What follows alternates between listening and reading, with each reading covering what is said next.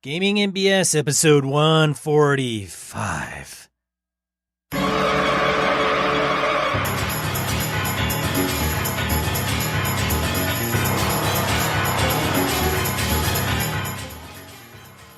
Welcome to Gaming NBS episode 145. I didn't think we'd get this fucking thing off the ground, Brett. It's just interesting that you actually start cussing before I do. That means we had technical problems. That's what that means. But hey, we're here. We're back. And I made it back from Origins all in one piece, so that's pretty cool. Yeah, you were at Origins. Yes, indeed I was. I met a ton of really cool people. I mean, the misdirected marker was there. Angela was there. Let's see. A bunch of people I met from Buffalo Queen City Conquest last year. I mean, Nikki was there. Tom Flanagan, Knights of the Night, was there.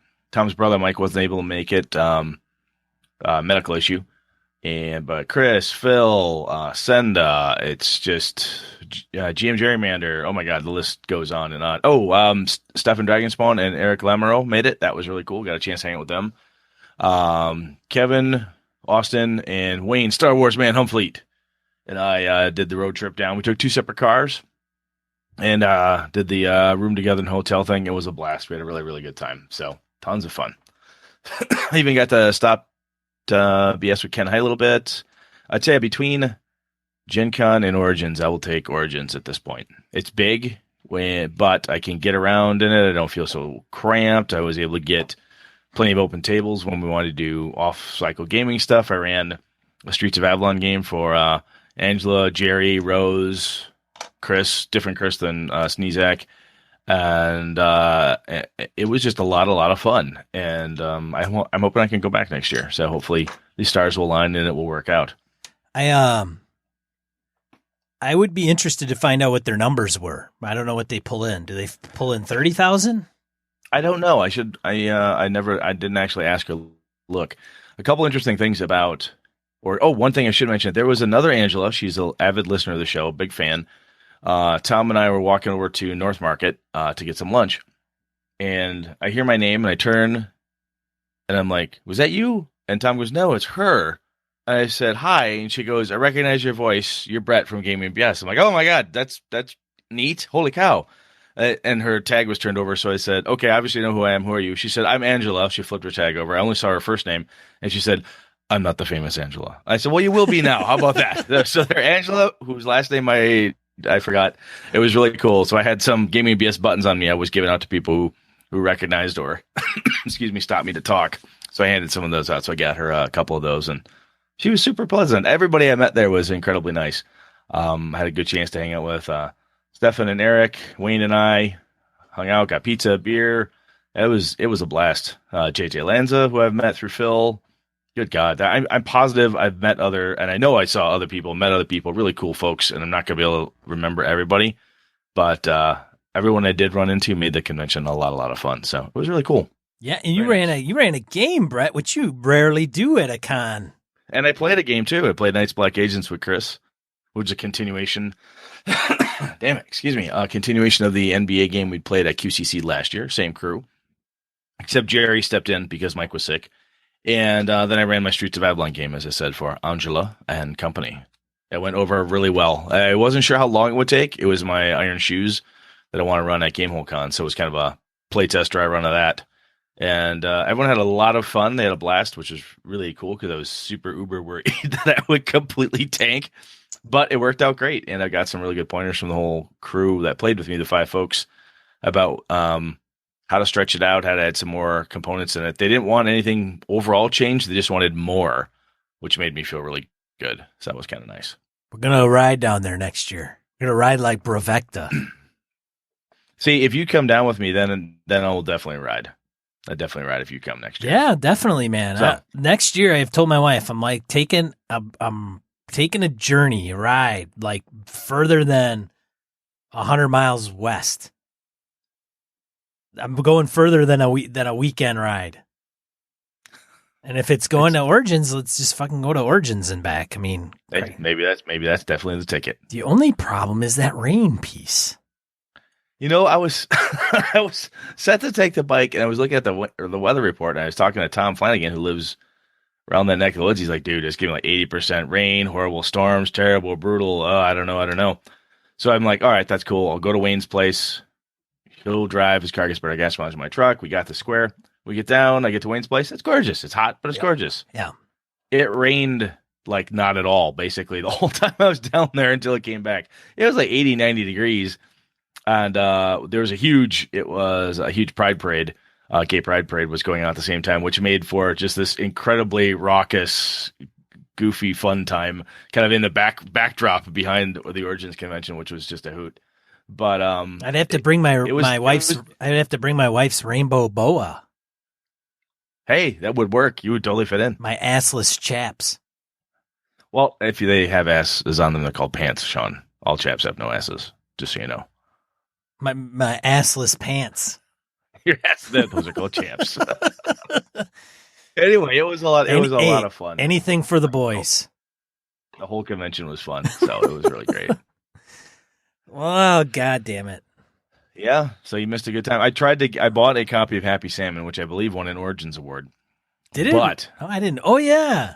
It won our Origins Award, I believe. And I was not able to wrangle a game going because by the time people were ready, like in between, they were running off to other stuff. So part of my resolution is if I can make it back to Origins next year, there will be Happy Salmon that has to be played. So if I'm there, it's like mandatory. Absolutely. It's the only reason I think I got away without having to do it. But now I have a travel salmon, so I'm feeling good about that. Travel salmon. Yeah. Oh, speaking of cons into the announcements bit, the Gaming and BS banner, if you want to run games under our banner at Gamehole Con, of course, submissions are indeed open, so get out there, do that. I've got a couple in already. Sean, do you have any games in yet? So I submitted one. Mr. Josh Hoyt, event coordinator of the Mighty Gamehole Con, personally emailed me to yell at me because Brett and I did not have any games submitted. And then a few minutes later, emailed me and said, never mind, correction, Brett has his games in. You do not.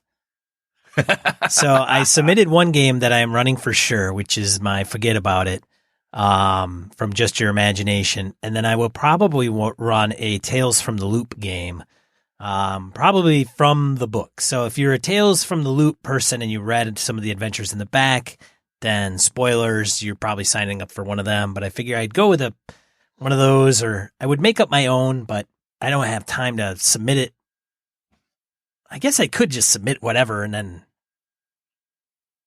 some grandiose idea and then make it up in like 3-4 months.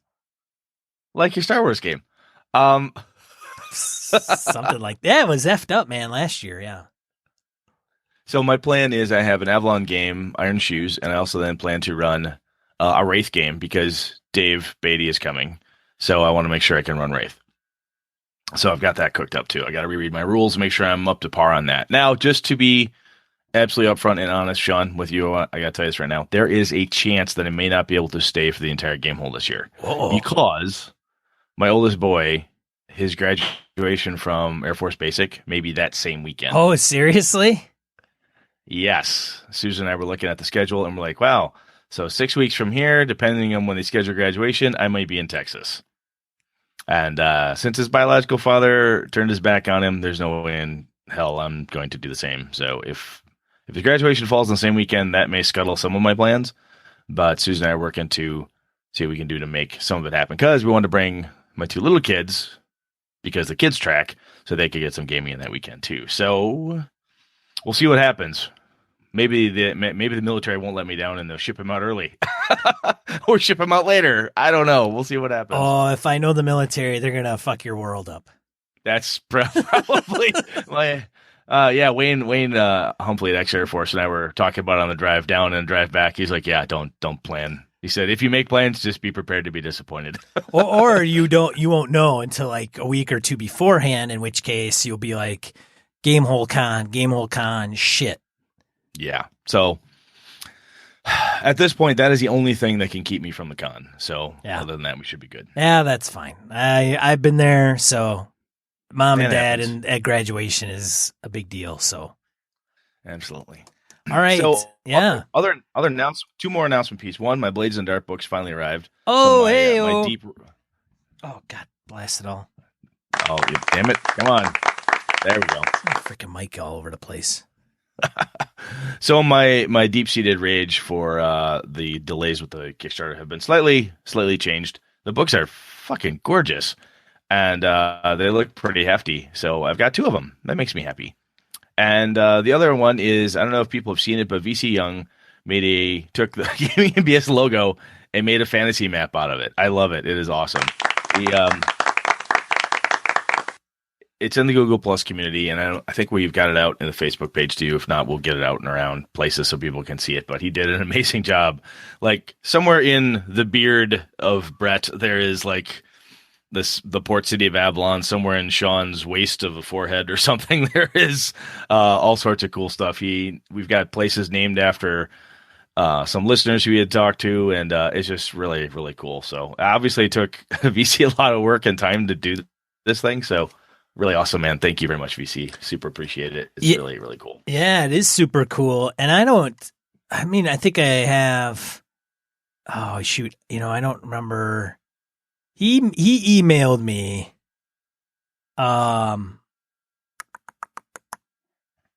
Like the actual, like a big file of it. Well, he emailed me to explain what he did and how he did it and why he did it the way he did it. Like he said, this is the reason and blah, blah, blah, blah, blah. And this is why I included this. And, yeah. Oh, so I do have it actually. So he writes, and I'm sure he won't mind me explaining this. So if we have a picture in our Google Plus community. I haven't posted it to Facebook, which I will do. But if you look at it, he basically took our album cover of the podcast and turned it into a map. And so there's grassy plains and mountains and hills and forests, and it looks like kind of Brett and I. And then he's got the D20 kind of ticked out a little bit, and then he put locations based on listeners and some of theirs. But anyways, what he said is that I think as Seppi might let me see, blah, blah, blah, blah. Oh, as a fun note, I woke up today thinking about this, and as soon as I sat down and put my socks on, though, damn it, I was going to name one of the points of interest. Talent Jockey blanked on it. Anyways, as sappy as it might sound, I wanted to show you my appreciation and thanks in some way that was personal and meaningful to you. So I chose to start with the first thing I ever saw of you, your logo. From there, I made the map because of your ties to gaming.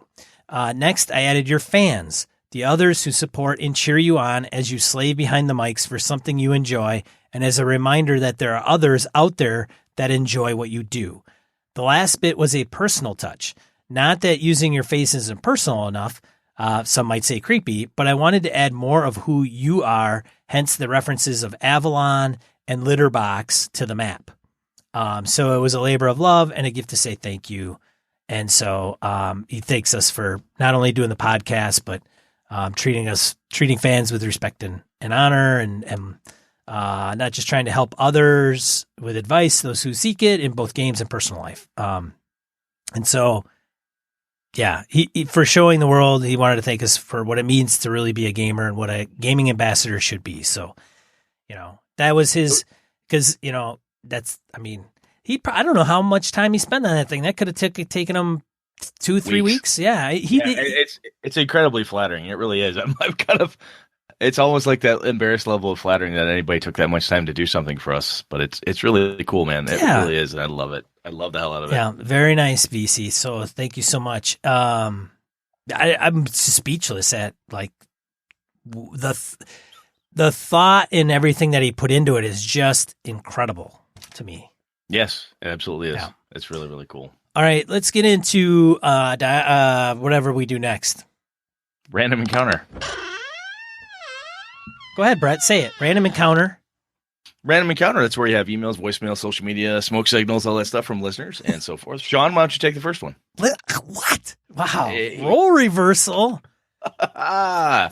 Chris. I was going to say, I had to give you a little break there because of all your technical problems at the beginning. God. So, anyway. It's just been a rough one. Chris Johnson from Google Plus. She writes, what to do when your gaming group starts flaking out on you. I would normally pose a question like this to one of the Facebook gaming groups I'm in, but I don't want anyone to feel I'm pointing fingers, and some of our group members are in the same groups I am. Here's the situation. Online gaming group of 6, consisting of a wide range of experience levels and ages. I'm the oldest at 50 and the youngest is 16. Like a lot of groups, scheduling is a challenge. For the past 6 weeks or more, it's been especially difficult. We have a private Facebook group where we talk scheduling, etc., but only 2 of us reliably communicate there, the others with varying degrees of responsiveness, including 3 of whom rarely even check in to read the messages, much less respond. We've had increasing instances of players being unavailable at the last minute. One is in the military, and that's therefore unavoidable. More often than not, just because they forgot they had other plans or better plans came along. In 2 extremely recent instances, the GM actually flaked out and not only didn't communicate there was a scheduling conflict, but didn't tell us he couldn't play after all until we had already started the call and were past our start time. Does anyone have any suggestions for resolving these issues? How would you approach the GM when they are contributing to the situation? Thanks for any tips you folks have. Wow. Yeah. I'll tell you, if you have one thing to do, and I don't know if this is doable or not, Chris, so just take it for what it's worth, is if you've got yourself and 2 other people, that's 3 folks. 1 plus 2 is 3.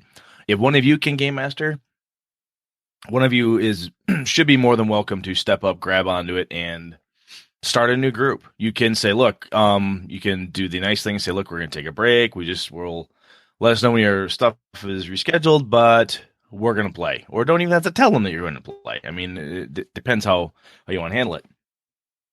The individual in the military, see Sean in my earlier comment about my son's graduation from basic. Yeah, unavoidable. If that person is normally regular, that could be a potential 4th. Again, not knowing how all the math works out for your team. But if that person could be an ad hoc add-in to any game, possibly. So my thought is, if you have a small group, and I don't know if that's something you'd like to do, but have 3, maybe 4 people in a group as opposed to 6, maybe that's the thing to do, as kind of cut your losses and work with those people who are actually going to work with you. Sean and I have talked about this much earlier in our 100 and some odd episodes here about the need to communicate. And if the game master or anybody isn't up to the agreed upon method, be it email, text, Voxer, Google Plus, whatever it is, if you're not paying attention, you're not doing it, it's maddening. I've had to drop the hammer on a couple of my guys every once in a while, like, well, I didn't know when this was. Like, dude, I put you in the Google Plus. That's where all the communication happens. Read the fucking thing. Honestly,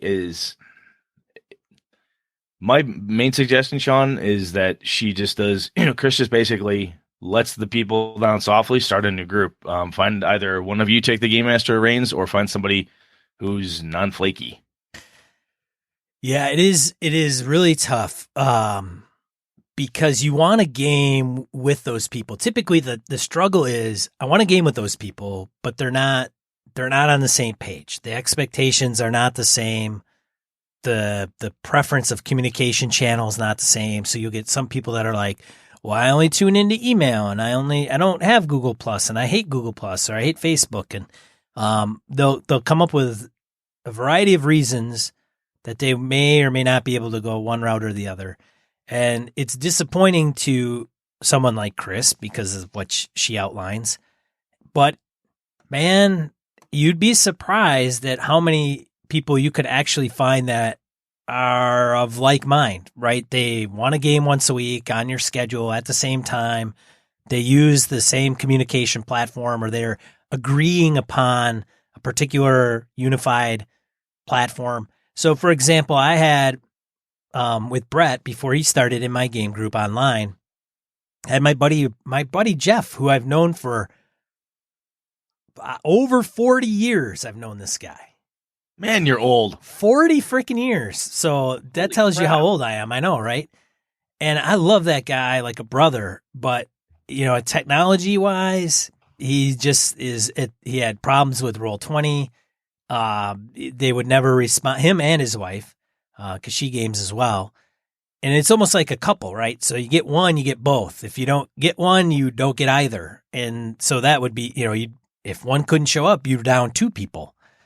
And I said, you guys got to communicate on Google Plus. This is the platform of choice. This is kind of what and I was a little more heavy handed than I probably needed to be, but that's what I chose.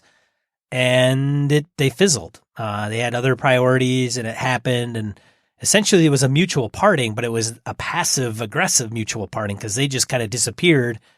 And I'm like, well, they're kind of done, and that was it. And I just wrote them off. I don't have any love loss against my buddy Jeff, because he's got other things going on, and I totally get it. I could break his balls, I guess, for lack of better words, because of the relationship I have with him. But something you just said there, Sean, I think is important. And the passive aggressive nature. I mean, we all hate that phrase. Oh, fuck that. So and so, she's passive aggressive, or he's passive aggressive, that asshole, or whatever. It's hard sometimes to look at people and tell them directly the hard message, right? If anybody out there manages people, this is one of those things where you're not performing up to expectations, Brett. We have to have a discussion about what the problem is, blah, blah, blah. It's not the same thing, but when you're talking to friends, it's almost worse. You've got to look this man or woman in the eye or an email or something and say, look, we want to play every Wednesday, and you can't commit. We don't care. We're not mad. Let us know when you can commit every Wednesday or whatever your schedule is, and we'll let you back in. But we need to make sure you're there because there's three of us who really want to play all the time. And we'll run a 3-person game or a 4-person game, and you can do that. I mean, there's plenty of RPGs, even D&D. You can scale. Hell, with some of the variations in D&D, you could be playing a two-person party. You get like a cleric and a fighter, and wow, it's like the unstoppable duo practically in there, or even a cleric and a thief. You got one person spellcaster, meat shield, plus the skill person. Anyhow, that aside, you can run games with smaller groups. And I think sometimes that is a thing I used to get worried about. Like, oh, I don't have enough people. I need to have a large group. I need to have 6, 8, 9 guys or whatever it is. And you don't. You can actually play a smaller group, and that's okay. But getting past the passive-aggressive component of it and trying not to be that person, or even not having to put up with other people being passive-aggressive towards you, saying, look, if you can't make it, you can't make it. We're going to start a different group. Thank you for playing. Let us know when you're available again regularly, and we'll be happy to get you back in. Yeah, it's an online group, Chris, so I don't know how you guys and gals all kind of found each other and how that all worked out, right? There's a huge amount of probably some history, however brief it was, on how the group came to play. Like, well, we have this person, and that person knew that person, and they brought this person in. So, being a player and the GM being the problem, well, if the GM's not going to show up and they're going to drop that, after you've started 30 minutes after your start date or start time, and they're not, is it something first of all, you got to bring it to everybody's attention. Like, hey, I set aside time. I'm serious about gaming. This is what we want to do. Is everybody on the same page, or is there an issue? Because maybe it is just a problem. Because if the thing is if some people want to change and they're serious and they're like, okay, I gotcha, and they're not willing to do that, or they say, yep, I'm with you, and then they don't do it, then it's something that you're going to have to make a call on with just finding a different group to play in. Yeah, it's hard. And I don't know, Chris, if these people are all like friends of yours. You said, the age difference between 50 and 16. I've had really good friends that are they're as old as Sean or older, which is crazy. That's oh man.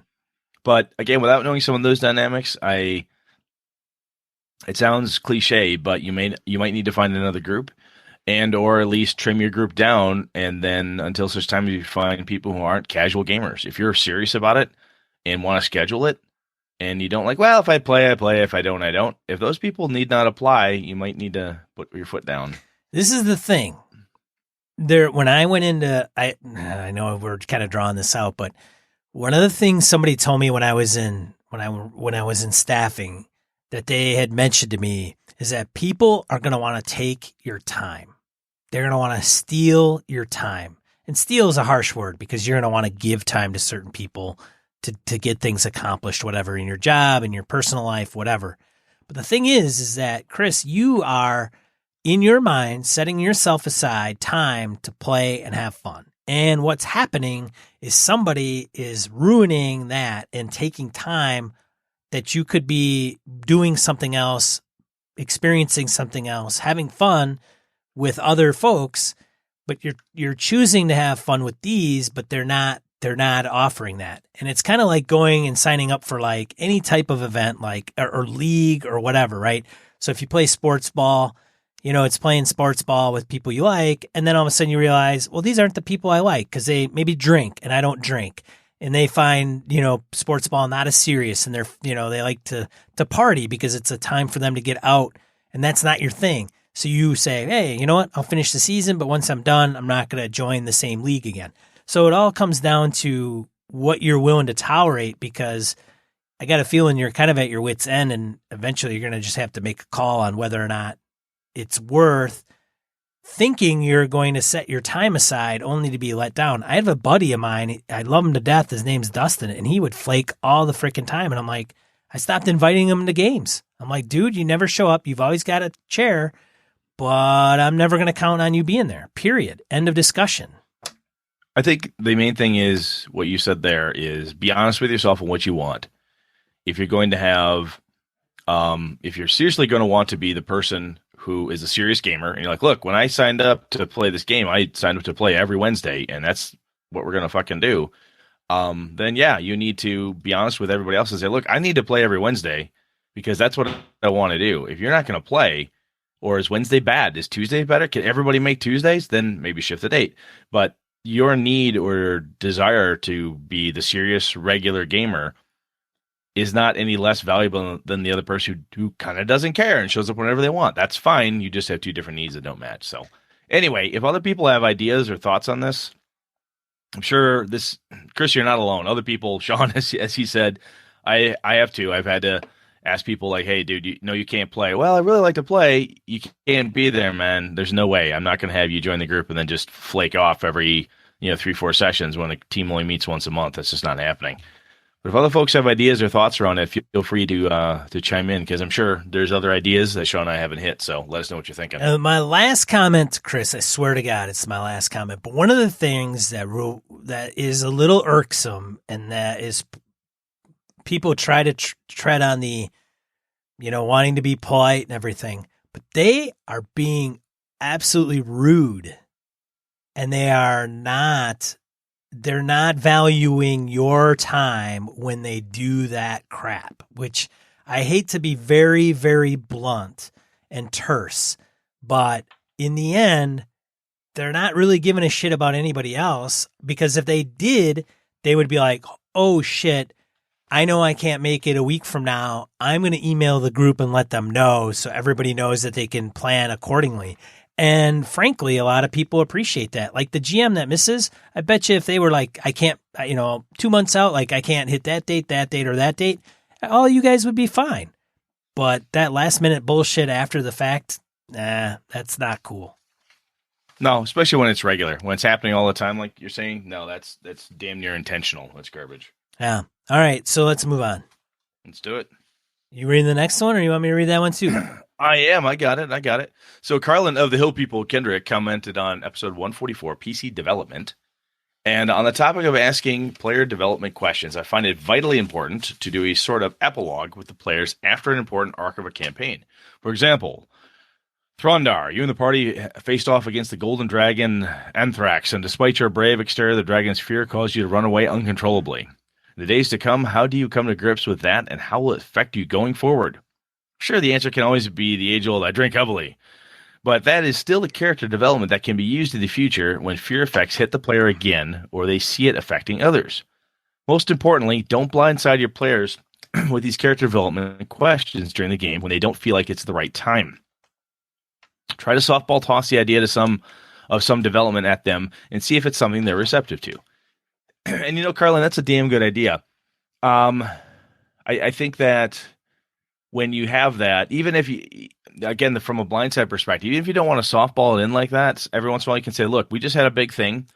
I'm thinking about I'm going to ask you a question because I'm interested in helping you develop your character. And it sounds, to Sean's earlier point about, quote unquote, stealing time or whatever, and you're saying, I am here to help you develop your character. I'm going to ask you this question to see what you have to say. And there's no right or wrong answer. I'm just curious, and then when Eileen says, you know what, it really didn't affect her. She knows that fear is part of the game when you fight dragons. That's just the nature of it. No harm, no foul in my book. Okay, cool. It really, really didn't bother you. And if others would do it, it's not a thing you'd be concerned about. Okay, that's fine. Good to know. It could be that simple. And then when they hear that, and you ask the next person what they think, then maybe they'll chip in, maybe or chime in, or maybe they won't. And also, if you know that person in the group who likes to do that stuff, everybody likes a little spotlight, man. If they want to, if the person who answers it and you lean over and go, hey, Sean, what do you think? Well, geez, Eileen had a really good answer. Maybe, yeah, it kind of made me drink heavily. And then, Ange, what do you think? Oh, maybe do this. Those are good things. So even if it's not a softball about small stuff, leading forward with I want to help you develop your character. Therefore, I'm going to ask you this question as part of an epilogue. Even being that direct and blunt could be a good idea, too. I really like the idea of the epilogue. That one really struck me well. So thank you, Carlin. Yeah, there's a few ways you can attack that, and I think what Brett mentions is making it in a mutual thing and not forcing it upon it. One thing that players hate is when you force them, you force something onto them from their perspective. This happened to you. You clearly must be affected. What? How did it affect you? You become an alcoholic, whoa. Right? You become an alcoholic, or this, and so it can be. It's a mute. You got to kind of touch, delicate on that, and just make it a mutual understanding, because then you're taking player agency away, and then it defeats the point of them having control of their player character. And if you pay attention, I've had some players that like it when I do that. I don't know. Right. Tell me what happened. You're an alcoholic, or you're a drug addict, or now you're a psycho murder hobo. Okay, I can go with that. Or I don't have any ideas. Brett, what do you think? That's a legit answer too. You can bat stuff back and forth. But anyway, I like the idea of the epilogue. Is kind of after a big thing, you take that break. If you're half my team, they go outside and have a smoke, and then they come back in, grab a beer, and sit down and say, all right, this just happened. Let's wrap this. Let's talk about it. What would this have possibly affected people? And yeah, I like that. That's good stuff. As always, Carlin and Chris, our listeners are exceedingly awesome. You guys have always provided some great feedback and thoughts and ideas. So men and women, keep it coming. It is really, really good stuff. Thank you. Yeah, let's get into the main topic.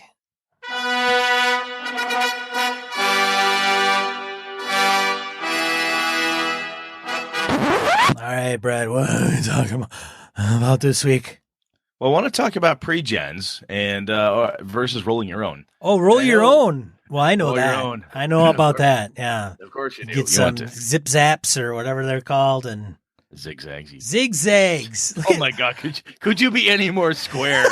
Oh my God! Zip zaps. Zip zap. Yeah, all the stoners out there, they're zip zaps. That's the new code word for rolling your own. Sean is I am such a poser, dude. I just like, hey man, are you hip? Yeah, dude, totally, man. If you want to whip out like zip zaps, man, and roll your own, that's cool. What the who the hell is this guy? Wow, that's when Sean stopped getting invited to college parties. All right, moving on. So I just got back from Origins, and one of the things I was working on prior to Origins was some pre-gen characters for my Avalon game. And I was thinking about it, and I thought, man, maybe I should have them make their own characters. They're just 5e. It really doesn't take that long. Maybe they could do it. And then I thought, wait a minute. I'm going to be running this one off book. Ange was kind enough to say, hey, I'd really like to play in a game with you. You know what? I should probably not make them make characters because we might have limited time. Don't know when I can get this thing rolling. Excuse me. Yeah, I'll make characters. And then I remember other people talking about like, hey, I played in Phil Vecchione's Hydra Hackers, powered by the Apocalypse engine behind it. So the playbook idea is we made our characters and we made them kind of on the spot. It wasn't all that hard. The Knights Black Agents game I played with Chris, he had pre-gens they were pre-gens we'd used in QCC, but still they were pre-gens. And that game takes a little bit longer to build them. And I thought, is there a big difference between a con game, a demo game, home game, and wanting to build them or not, and so on. So anyway, Sean, question to you is, have you ever, when you do a con game, do you always provide pre-gens regardless of system? or if you have a certain type of system, you say, you know what? Powered by the Apocalypse Dungeon World, I really want you to make your characters. Here's your playbook. It takes 5 seconds. Off you go. What do you think? So I'm going to get a bumper that just says, I'm just going to push it. And it's going to go, it depends, Brett. I know it does. That's why I figured I'd just lead. Speaking of softballs, here we go. Yeah. Punk. What do you think about that one? Tee it up, brother. Exactly. I have. So does it depend on it being a convention, or does it depend on it being the system itself? It depends on the system itself. I don't think it matters. Convention, one shot, campaign. I think it comes down to the system for the most part. So it goes. I would say it goes by system first, then whether it's a campaign, con, or one shot. And con and one shot can be kind of one and the same. Because you could run a one shot that's not at a con. So I would say I've never done a character generation at the table. Now, I know Stu Venerable, our buddy that's tuning in from Happy Jack's RPG podcast. Oh God, I know he's RPG podcast royalty, man. Shit! If I'd have known he was listening, I just started. We could have been on our game earlier. I know him and Jib and Stork and fuck. Yeah, all Kimmy right, and all. Anyways, but they mentioned when they ran Mongoose Traveler, that the people they ran it at a con and they did character generation at the table loved it, and it was awesome, and that they wouldn't run that game. You could run it without character generation at the table, but they actually would encourage it because you can kind of bounce off whose relationship is to what player character, blah, blah, blah, blah, blah.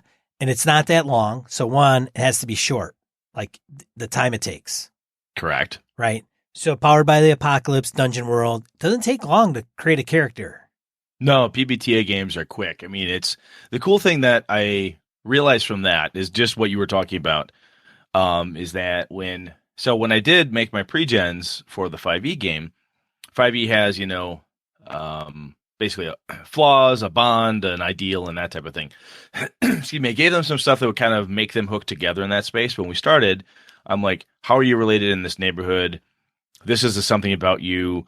And we had a verbal background build as opposed to a character build, if you will, like not like a die rolling, pick your stats time. We had somebody who was a fighter, a rogue, had a bard, and a wizard. So fighter, rogue, bard, wizard. Yeah. So fighter, rogue, bard, wizard. There was somebody else. Fighter. Oh, anyway, point being, the team sat down and what we did was we built back end of the character, like how and why they're talking to each other and why they're connected versus everybody being, rolling all the dice, if you will, and picking stats and classes and all that stuff.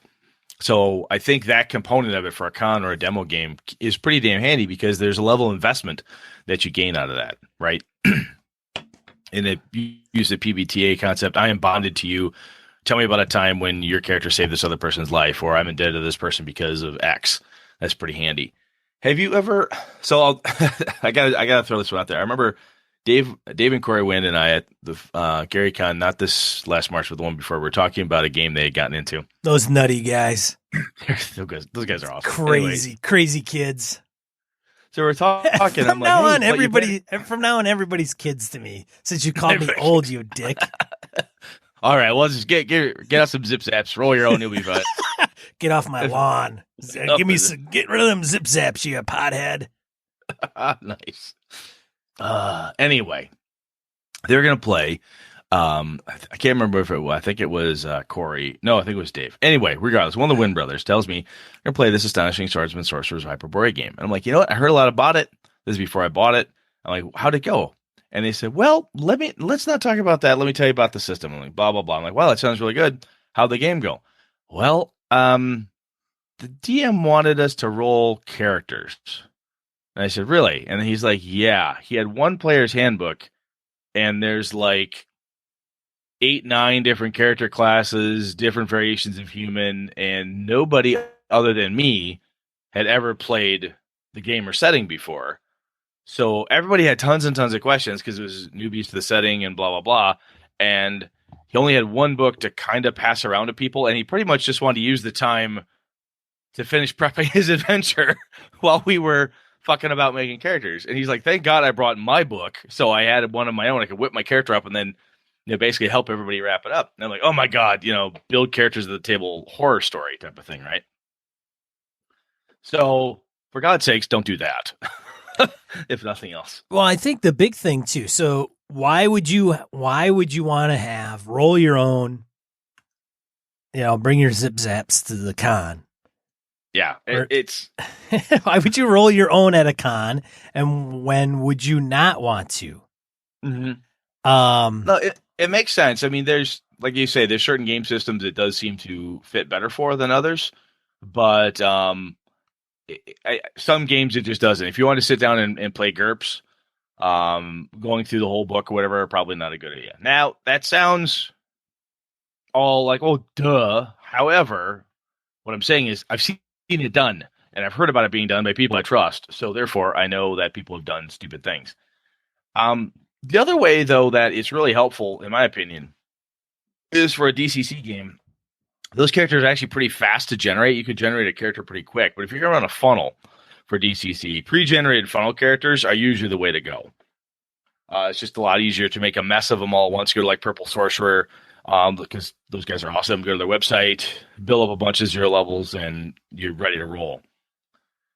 So what that leads me to, and the other thing that got me thinking about this was my home game.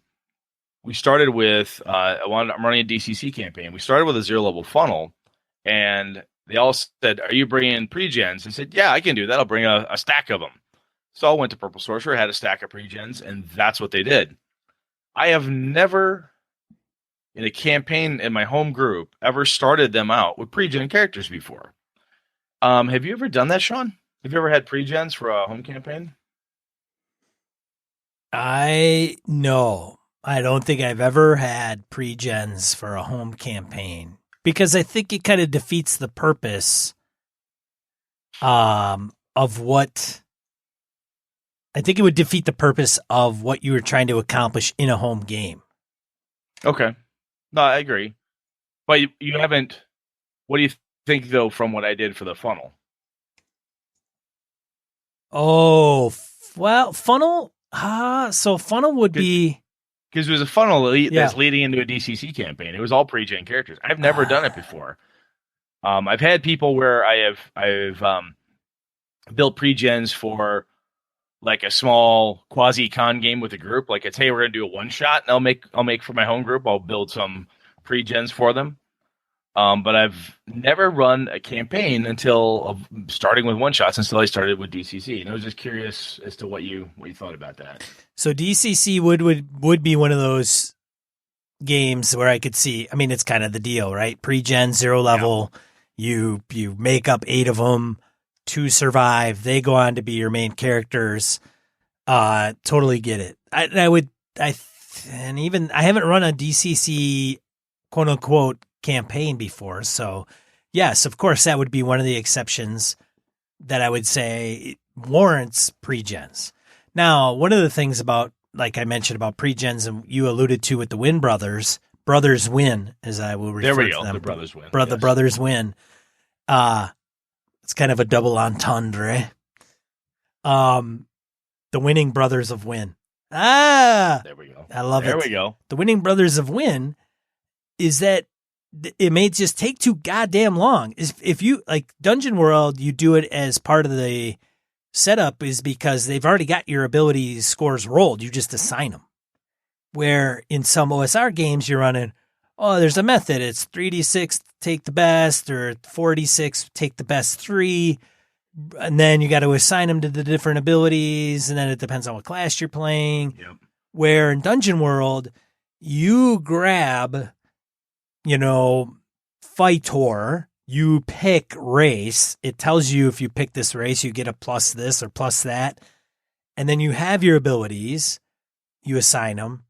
So a lot of this stuff is already kind of in the box. It's literally an option. Like, it's about as close to a video game kind of, I don't know if that's a good analogy, but there's predetermined options you can pick from, and it's limited, so you can do them quicker. I'll tell you though, the thing I found, and I kind of my experience with reading Dungeon World and then playing it the one time with Sneezak and then playing a little bit with Phil again. One thing that's kind of codified in my head more is I started doing this with my session zeros, is having that session zero type of conversation, even with your pre-gen characters. Excuse me, that concept of how are you connected? How's your character act? Having a list, and this takes directly off of the questions to the character to help them develop. But having a list of questions to ask each of them, kind of like, hey, what does she look like? One of the problems I've had when I have played pre-gens before is when I get a pre-gen from somebody and there's 2 paragraphs of background or a very detailed description that I really can't modify because I feel like I'm stuck with something. Having a pre-gen character that has some wiggle room, right? Where I feel I did really well with this with my Avalon game, where I looked at the engine and said, okay, this is you. When you wake, what's the first thing your character would do in the morning? Does she go down to the market? Yeah, she goes to the market. She talks to somebody who sells sticky buns. Okay, who is that? Give me a name. Good, we write the name down. And then when Rose's character, Sarge, what did she do? Oh, yeah, Sarge does this. Great. And you just take those pieces and asking some of those round questions there just got everybody immediately into, they're all pointed questions, like you're in a neighborhood, it's going to take place around this market and the people specifically that you deal with every day. So what that did was it helped them give me some info I could bounce off of to make them want to be involved in it. I knew what I needed to do to get the story going, but asking those specific questions of them, saying, hey, who do you talk to? Who do you care about? That helped me tune things a little bit more. So that way, if I were to run, when I run the same adventure at Gamehole, provided I'm not at a Air Force graduation, when I run at a Gamehole, what I'll have is ask the same type of questions. I may very well get different answers, right? They don't care about the street apothecary. They may care more about the person who sells sweetmeats, as simple as that is. They may not want to give a shit about being a wizard who is quasi-legal guide or provides legal assistance to people. They may want to be some other type of wizard. So I think it's I think asking those types of questions, even with pre-gens, is really important. I went totally around the circle and stated my case like 18 times there, but that's what I think really worked well in the Avalon game I just ran. So I think it's something that if you're not doing it, I think it's worth giving a shot with pre-gens. Yeah. So you've never started a campaign with pre-gens. I'm wondering if other people have, and if they have, how it's gone. I mean, I hate to say, obviously DCC people do that all the time because everybody starts with pre-gen funnels. I have seen Tim DeShane and other folks online saying, hey, we're making our funnel characters, where they make them by them. They roll them all up and they go through that. So they've got some buy-in there. But I think it's an interesting question because I wonder sometimes if for a campaign, if I were to come and say, hey, I want to start a campaign in let's Gumshoe. I'm going to play a Trail of Cthulhu game, and here's some pre-gens for you. We got a couple good investigators. We're going to start with these. I know they fit the setting and know they work really well. There's 6 of you. I got 7 to choose from. Let's go. I wonder how that would fly in a home campaign. I've not done it yet, like I said, other than the ECC, but I'm wondering if it'd be worth a shot just to see what my players make of them. Again, being able to ask them some of the same pointed questions as I would do in a convention, ask the players so they don't feel like they're just handed something that they can't modify or fuck around with. Because I think, and I don't know if you've experienced this, Sean, when you are given a pre-gen PC and you're not allowed to adjust them in any way, well, I'd like it to be, I don't want to play a man. Can I play a female character? When you're not allowed to make any adjustments. I don't want to have red hair. I'd like to have blue hair, or just something as innocuous as that. When you have a game master, when he or she is like, no, they must look and talk and act exactly a certain way, that can be a little railroady, at least feeling like you've like you don't have any agency. Have you ever encountered that one, Sean, at conventions where you're kind of stuck? Yeah, you get some people that are playing the wrong character. They'll get into Call of Cthulhu and they want to play Basher person, but they get stuck playing the Professor Egghead role, but they try to force the Basher into the Egghead, and they're not role playing the right way, in my opinion. They're picking the wrong character and playing the wrong archetype. And I don't know what that. Yeah. So yeah, in that respect. Yeah, I think it's interesting because after running Power by the Apocalypse, not running, playing in one and making the characters, and then having other campaigns, or I shouldn't say other campaigns, a couple other con games where we made our characters because it was pretty simple to do, given the system we had. I'm like, oh, this isn't all that bad. I think there's some power to it if the system allows you to, because you get to customize and do all that cool stuff. But yeah, anyway, it's not a real heavy topic for the week, man, but it's just something I was noodling on because I don't know if it's. I seem to be in your camp. I think that you're right, more or less. With it depends on the system mostly. But I'm wondering what other people think, because do people like going to conventions and making characters, or do they prefer to pick through a pile and have them? And then also when it comes to the pile itself, if you have a bunch of pre-gens, I have a tendency to, if I have a 5-player game, I make 6 pre-gens, so that way it can people do have an option. It would work with all 6. Doesn't matter, would work. But this way there is at least the feeling that there's more choice. When you make pre-gens for like Forget About It or anything like that, do you make exactly 5 because you got 5 players, or do you make an extra? No, that one's a little interesting because it's always it's a canned scenario, and it's a canned scenario, and so everything's kind of done.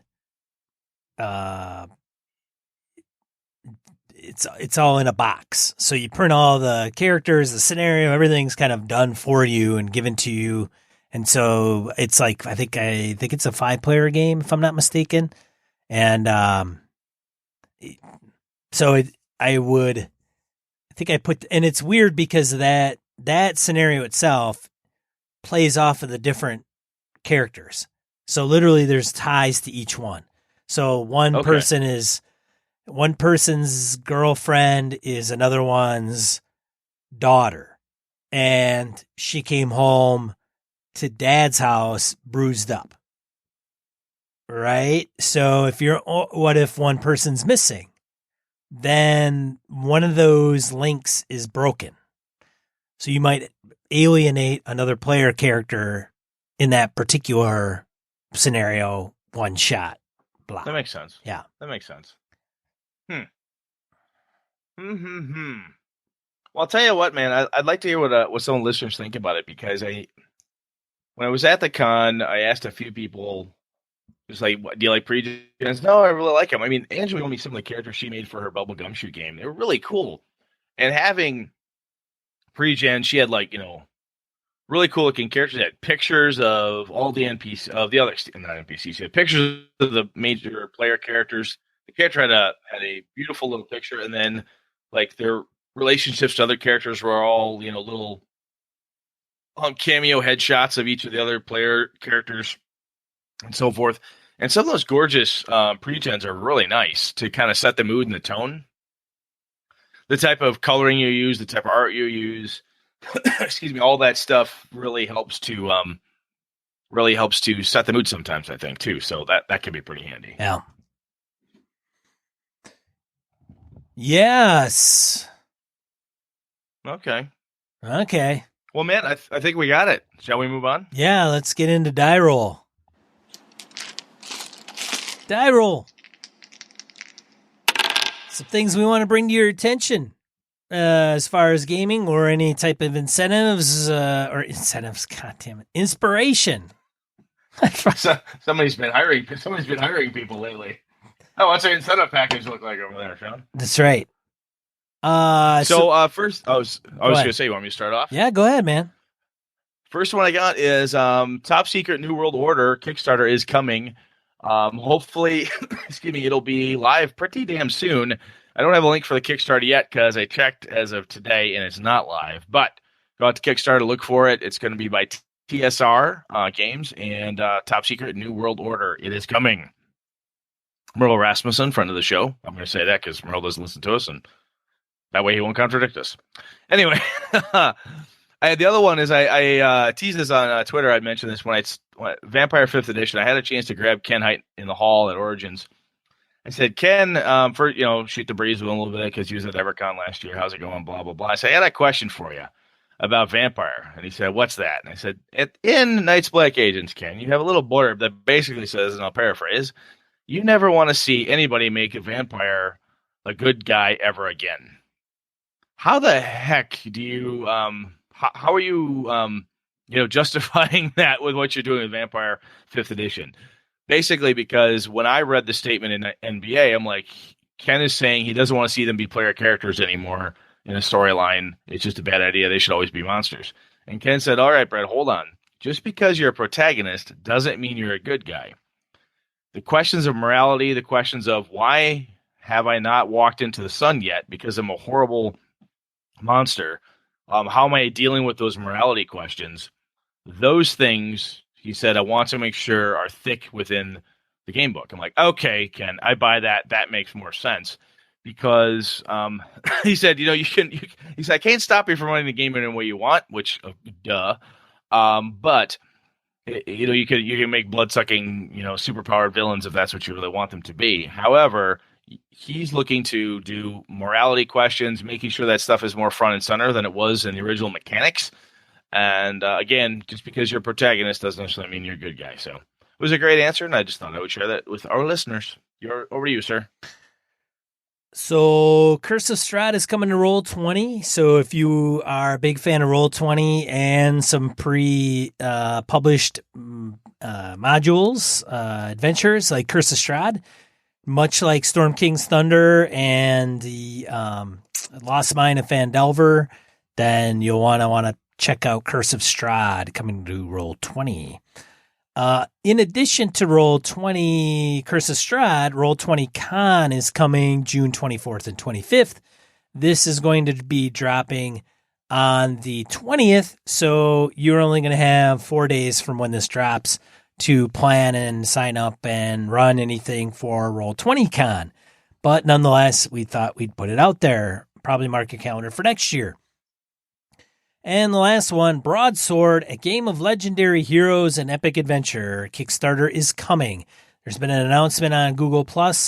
We have some people that have done some very, they've provided some good feedback, like Joe Swick has been involved in having ideas bounced off of him and providing feedback. And so we have some people in our community that has contributed to some of how Broadsword may be coming, Broadsword may be presented to you. So check that out. Kickstarter is coming. It has not launched. They do have a Kickstarter holder in place, but we'll put the announcement on Google+, which I think is public, so that everybody can see it and want to check out. So, yeah. Now, yeah. As we do every show, Gamehole Con, we talked about it at the beginning of the hour, how Sean has been slacking and getting his events submitted. It's a gaming convention in Madison, Wisconsin, the first weekend of. If you can get here, by all means. Hell, who knows? Brett might not even be able to make it, and I may need a co-pilot.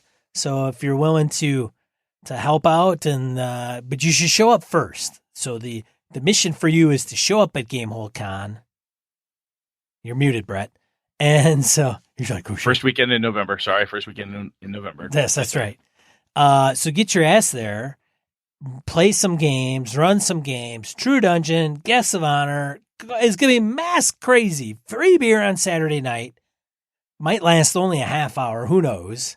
Which is about what it lasted last time. You bunch of lushes, you. Yeah, you sots. And let's see what else. I mean, it's going to be a fantastic time. Looking forward to some good people showing up from all parts of the country. close personal friends of ours like you. We hope to see you there. Want to also thank you. So that's Gamehole Con. So get your ass there. Moving on, I want to thank SoulCather78 for the review on iTunes. Thank you so much for doing that. I cannot hit a button. iTunes helps us, I think the reviews piece definitely helps people read it and understand it and know a little bit more about what we do. It doesn't help us in the rankings. Rankings are help us when you get people to subscribe to us. But nonetheless, the reviews definitely helps people look at it and say, oh, they've got 30 reviews. I'm going to read some of them and see what they're about, and then maybe I'll subscribe. So thanks for SoulCather doing that. Brett, what are we doing next week? Well, we had a listener a while back ask us, I shouldn't say a while back, about an episode ago, ask us about tactical combat. Kind of got his ass handed to him by his players. And I thought we'd talk about some tips and tricks around tactical combat and how to deal with it. So that's up next for next week. That's going to be awesome. Of course it will. Well, all right. That's been another episode of Gaming and Bus. I'm one of your hosts, Sean. And I'm Brett. Good night and good gaming all. This episode of Gaming and BS brought to you with the help from the following patrons. Christian Sexy Voice Serrano, Kevin Lovecraft, Joe Swick, Brett's Biggest Fan, Jeff Rademacher, Forrest DeGary, Mark Anthony Benedetti, Derek Jeppesen, Andy Hall, Sean Nicholson, Tim Jensen, Knights of the Night Crew, Palladian, Jason Blaylock, Remy Bilodeau, Jason Hobbs, Wayne Humfleet, James Carpio, Not Caprio, Pure Mongrel, Lord Tentacle, Corey Johnston, Eric Tankar, Brandon Barnes, Mark Tasaka, Tim Shorts, Dan LaValle, C.W. Mellencamp, Craig Huber, Eli Kurtz, Lost Sailor, Graham Miner, Todd McGowan, Roger Braslett, Misdirected Mark Productions, Old School DM, Jason, Christopher Gray, Finolf, Ray Otis, Mirko Froelich, Eileen Barnes, Tony Sugarloaf Baker, Todd Crapper, Michael Parker, Jim Fitzpatrick, Michael Drescher with Static, Alexander Auerbach, Rodrigo Beowulf, Neil Benson, Ron Blessing, Evan Harrison Cass, Chris Steele, Eric Hoffman, Jared Rasher, and Stefan Dragonspawn. For the cost of a coffee shop coffee, you could support the show for an entire month. Consider heading over to gamingnbs.com/Patreon. That's Patreon. Thank you, patrons. Thank you, listeners. This has been a Litterbox Studio production.